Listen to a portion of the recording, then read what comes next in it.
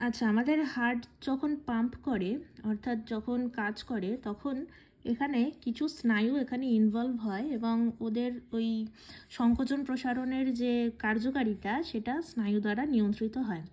আমাদের বডিতে বিভিন্ন টাইপের নার্ভ আছে, তার মধ্যে এক ধরনের নার্ভ হচ্ছে স্বয়ংক্রিয় স্নায়ুতন্ত্র বা অটোনমিক নার্ভাস সিস্টেম। এটা আমরা নার্ভের চ্যাপ্টারে পড়েছি। তো এই অটোনমিক নার্ভাস সিস্টেম মেনলি কী করে না, কেন্দ্রীয় স্নায়ুতন্ত্র থেকে ও একটা বার্তা পায়। কি বার্তা পায় না, এই সমস্ত কাজ মেনটেন করার, ধমনীর মধ্যে চাপ নিয়ন্ত্রণ করা বা হৃৎপিণ্ডের সংকোচন প্রসারণ ক্ষমতা বা ক্ষুদ্রান্ত বা পাকস্থলীর মধ্যে কিছু সিগন্যাল ক্রিয়েট করা, এই সমস্ত কাজ ও মেনটেন করে থাকে এই অটোনমিক নার্ভাস সিস্টেম। তো এই অটোনমিক নার্ভাস সিস্টেম বা স্বয়ংক্রিয় স্নায়ুতন্ত্র যেটা, তার হচ্ছে দুটো টাইপ হয়। একটা হচ্ছে সিম্প্যাথেটিক আর একটা হচ্ছে প্যারাসিম্প্যাথেটিক। সিম্প্যাথেটিক মানে স্বতন্ত্র আর প্যারাসিম্প্যাথেটিক মানে পরাস্বতন্ত্র, যেটার ডিফারেন্স খুব ইম্পর্টেন্ট, নার্ভের চ্যাপ্টারে অলরেডি আমরা পড়েছি স্বতন্ত্র আর পরাস্বতন্ত্র স্নায়ুতন্ত্রের ডিফারেন্স।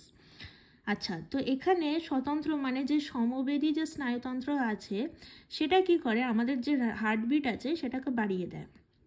এবার হার্টবিট বেড়ে যাওয়া মানে কি, প্রচুর পরিমাণে ওখানে রক্ত প্রবেশ করছে, তাই জন্যই হার্টটা বারবার পাম্প করছে। হার্ট বারবার পাম্প করা মানে কি, রক্তের চাপ ওখানে খুব বেড়ে গেছে। রক্তের চাপ যেই বেড়ে যাবে তখন রক্তের প্রাচীর মানে রক্ত প্রবাহের যে পথের যে প্রাচীরগুলো আছে অর্থাৎ ধমনীর যে প্রাচীরগুলো আছে সেগুলো আস্তে আস্তে সংকুচিত হয়ে যাবে। ঠিক আছে, তাহলে কি হলো না, সিম্প্যাথেটিক যে স্নায়ুতন্ত্র আছে সেটা আমাদের হার্টবিটকে বাড়িয়ে দেয় বা হৃদস্পন্দনকে বাড়িয়ে দেয়। এর ফলে আমাদের রক্তের চাপ দেহে বেড়ে যায় এবং রক্তবাহ সংকুচিত হয়। আর প্যারাসিম্প্যাথেটিক হচ্ছে তার ঠিক উল্টোটা।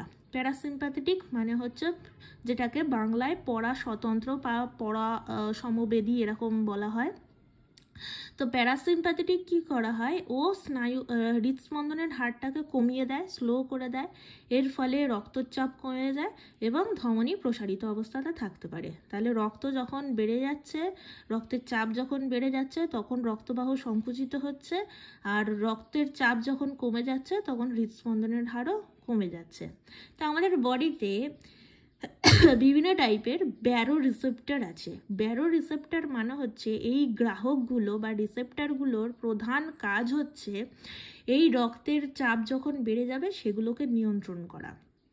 এই ব্যারো রিসেপ্টর তাহলে কোথায় থাকবে, এই ব্যারো রিসেপ্টর মেনলি আমাদের যে ক্যারোটিড ধমনী আছে, মানে এই যে হৃৎপিণ্ডের যে অ্যারোটিক আর্চ, এই অ্যারোটিক আর্চ থেকে ক্যারোটিড ধমনী তৈরি হয়। এই ক্যারোটিড ধমনীর ওপরে ক্যারোটিড সাইনাস এবং তারপর থেকে বিভিন্ন নার্ভ, তারপরে ওটা ব্রেনে গিয়ে ওটা সিগন্যাল ক্রিয়েট করে। তো এই ক্যারোটিড ধমনীর মধ্যে যে প্রাচীর আছে সেই প্রাচীরের মধ্যে অনেক ব্যারো রিসেপ্টর এখানে থাকে, ভর্তি ব্যারো রিসেপ্টর থাকে। এছাড়াও ক্যারোটিড সাইনাসে থাকছে, এছাড়াও যে অ্যারোটিক আর্চ মানে হচ্ছে এই যে আর্চটা, এই আর্চ থেকেই মেনলি হচ্ছে ব্রেনের এরকম ডান দিকে আর বাঁ দিকে গ্লসোফ্যারিঞ্জিয়াল বা হেরিং নার্ভ, বিভিন্ন নার্ভ দিয়ে এখানে সিগন্যালগুলো যায়, মস্তিষ্কে পাঠায়। তো এই যে ধমনীগুলো, ক্যারোটিড ধমনী বা ক্যারোটিড সাইনাস বা অ্যারোটিক আর্চ আছে, সেখানেই আর কি এই ব্যারো রিসেপ্টরগুলো থাকে। ওরা কি করে, এই যে এত রক্তচাপ বডির মধ্যে বেড়ে গেছে, ওরা এই চাপটাকে গ্রহণ করে। গ্রহণ করার পর ওরা মস্তিষ্কে বা কেন্দ্রীয় স্নায়ুতন্ত্রে এক ধরনের সিগন্যাল পাঠায় যে এখানে এত রক্তচাপ বেড়ে গেছে, মস্তিষ্ক তুমি কিছু একটা করো যে এখানে রক্তের চাপটা একটু কমিয়ে দাও। তখন কেন্দ্রীয় স্নায়ুতন্ত্র কি করে, এখানে বিপরীত সংকেত বা ফিডব্যাক সিগন্যাল এখানে স্বতন্ত্র স্নায়ুর মাধ্যমে, স্বতন্ত্র মানে হচ্ছে যেটা অটোনমিক নার্ভাস সিস্টেম বা অটোনমিকের মধ্যে যেমন ধর প্যারাসিম্প্যাথেটিক মেনলি আর কি ও রক্তচাপটা কমিয়ে দেয়, মেনলি প্যারাসিম্প্যাথেটিক ওই টাইপটাই আর কি এখানে রক্তের চাপটা কমিয়ে দেবে। তাহলে কি হলো না, এখানে রক্তের চাপ খুব বেড়ে গেছিলো যেহেতু হৃদস্পন্দন বেড়ে গিয়েছিল। হৃদস্পন্দন বেড়ে যাওয়ার পর এখানে ব্যারো রিসেপ্টররা সবাই লাইন দিয়ে বসে আছে, ওরা এই চাপটাকে গ্রহণ করলো। চাপটাকে গ্রহণ করার পর ওরা একটা এই মস্তিষ্কের মধ্যে, যেটাকে কেন্দ্রীয় স্নায়ুতন্ত্র বা সেন্ট্রাল নার্ভাস সিস্টেম বলা হয়, এই মস্তিষ্কের মধ্যে একটা সিগন্যাল পাঠালো যে এখানে অনেক চাপ বেড়ে গেছে, মস্তিষ্ক তুমি এবার কিছু একটা করো। মস্তিষ্ক কি করবে না, এখান থেকে ও একটা বিপরীত বা ফিডব্যাক সিগন্যাল পাঠাবে এবং সেই কীরকম নার্ভের মাধ্যমে পাঠাবে না প্যারাসিম্প্যাথেটিক স্নায়ুতন্ত্রের মাধ্যমে ও সিগন্যালগুলো পাঠাবে। ধমনীর প্রাচীরে ওই সিগন্যালগুলো পাঠানোর পর ধমনী আস্তে আস্তে প্রসারিত হয়ে যাবে, আর সংকুচিত হবে না, কারণ রক্তচাপ বেড়ে গিয়ে সংকুচিত হয়ে গেছিল। তো এইবার যেই ধমনীর প্রাচীরটা প্রসারিত হয়ে গেল, তার মানে কি ইজিলি এখান দিয়ে রক্ত এবার প্রসারিত মানে যেতে পারছে। ওখানে আর রক্তচাপ বাড়বে না, রক্তচাপ আস্তে আস্তে কমে যাবে, কারণ ধমনীর প্রাচীর আস্তে আস্তে প্রসারিত হয়ে গেছে। তো এখানে ল্যাঙ্গুয়েজটা এরকম ওই জন্য লিখেছে যে কেন্দ্রীয় স্নায়ুতন্ত্র বিপরীত সংকেত স্বতন্ত্র স্নায়ুর মাধ্যমে ধমনীর প্রাচীরে পাঠিয়ে দেয় এবং ধমনীর প্রাচীরটা প্রসারিত হয়ে আস্তে আস্তে রক্তের চাপটাকে হ্রাস করে দেয়। তাহলে যেই রক্তের চাপ বেড়ে গেছিলো ওখানে মস্তিষ্ক সিগন্যাল পাঠিয়ে দিল, আস্তে আস্তে এই প্রাচীরগুলো আস্তে আস্তে প্রসারিত হয়ে গেল, রিল্যাক্সড হয়ে গেল, এবার ওখান দিয়ে আস্তে আস্তে রক্ত যেতে পারছে, আর রক্তের চাপ বাড়লো না, রক্তের চাপ আস্তে আস্তে কমে গেল।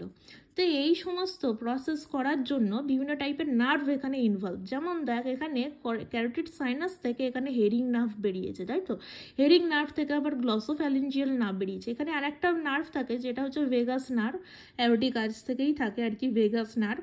তো এই ভেগাস নার্ভ এই যেখানে দেওয়াই আছে, এটা হচ্ছে ডিরেক্ট থাকে, অ্যারোটিক আর্চ থেকে ডিরেক্ট ভেগাস স্নায়ু থাকে। তো এরা কি করছে, এই প্রত্যেকটা ক্যারোটিড সাইনাস থেকে যে হেরিং নার্ভ থাকে তার মাধ্যমে গ্লসোফ্যারিঞ্জিয়াল স্নায়ু মেডালায় অবস্থিত এক ধরনের ট্রাক্টাস সলিটেরিয়াসে ওই সিগন্যালগুলোকে পাঠায়। ট্রাক্টাস সলিটেরিয়াস মানে হচ্ছে এখানে এক ধরনের নার্ভ ফাইবার থাকে, তো ওই নার্ভ ফাইবারের মধ্যে দিয়ে আর কি এখানে মস্তিষ্কে পাঠাচ্ছে। আর অ্যারোটিক আর্চ থেকে ডিরেক্ট এই যে ভেগাস স্নায়ু আছে, এটা হচ্ছে ভেগাস স্নায়ু, এই সরুটা হচ্ছে ভেগাস স্নায়ু, এই ভেগাস স্নায়ুর মাধ্যমে সংকেতটা মানে যখন চাপ বেড়ে যাবে এইখান থেকে সংকেতটা এই ভেগাস স্নায়ুর মাধ্যমে মস্তিষ্কে বা মেডালা অবলাঙ্গাটায় পাঠাবে এবং ওখান থেকেই প্রসেস হয়ে আবার পরাস্বতন্ত্র যে স্নায়ুতন্ত্র আছে তারা আবার এখানে এসে বা সিগন্যাল পাঠাবে। সিগন্যাল পাঠানোর পর এখানে রক্তের চাপগুলোকে মেনটেন করবে, অর্থাৎ এদের প্রাচীরগুলোকে প্রসারিত করবে যাতে রক্তটা রিল্যাক্সডভাবে যেতে পারে, এর ফলে রক্তের চাপ কমে যাবে।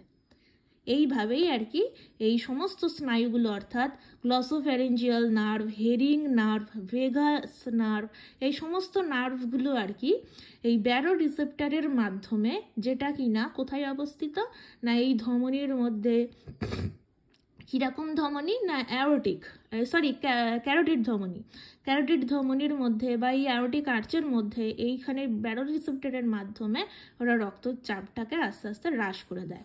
তো এর ফলেও হৃৎপিণ্ডটা আস্তে আস্তে রক্তের চাপ কমে যায় এবং রক্তের চাপ কমে গেলেই হৃৎপিণ্ড আস্তে আস্তে ওর পাম্পিংটা কমিয়ে দেবে, কম রক্ত কম পাম্পিং। তো এইভাবেই পুরো প্রসেসটা মানে হৃৎপিণ্ডের এই কার্যক্ষমতাটা বা অ্যাক্টিভিটিটা টোটালটা মেনটেন হয়।